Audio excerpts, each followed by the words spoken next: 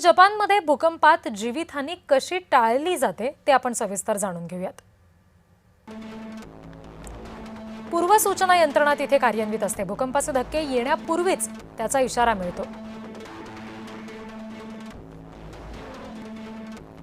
Mobile, TV, radio आणि सायरनद्वारे तात्काळ सूचना दिल्या जातात।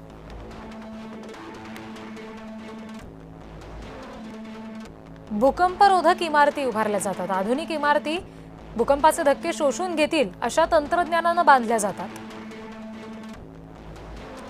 नियमित आपत्ती सराव, शाळा, कार्यालय आणि सोसायट्यांमध्ये वारंवार मॉक ड्रिल केलं जातं।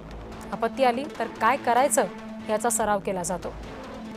नागरिकांना संकटात कसं वागायचं याचं प्रशिक्षण यामध्ये दिलं जातं।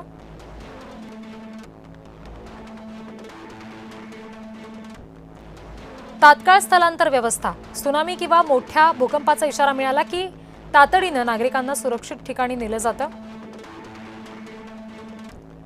प्रत्येक शहरामध्ये बचावाचे मार्ग आधीच ठरलेले असतात।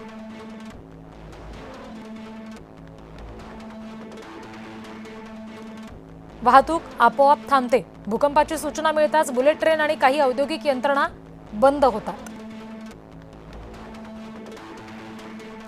यंत्रणा कायम सज्ज असते, म्हणजे बचाव पथकं, अग्निशमन दल आणि वैद्यकीय पथकं अगदी काही मिनिटात घटनास्थळी पोहोचतात।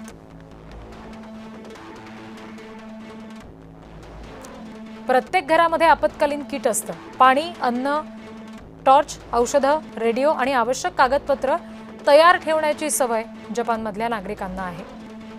भूकंपासोबत जगण्याची तयारी। जपान भूकंपप्रवण देश आहे, त्यामुळे सरकार, प्रशासन आणि नागरिक सतत सज्ज असतात।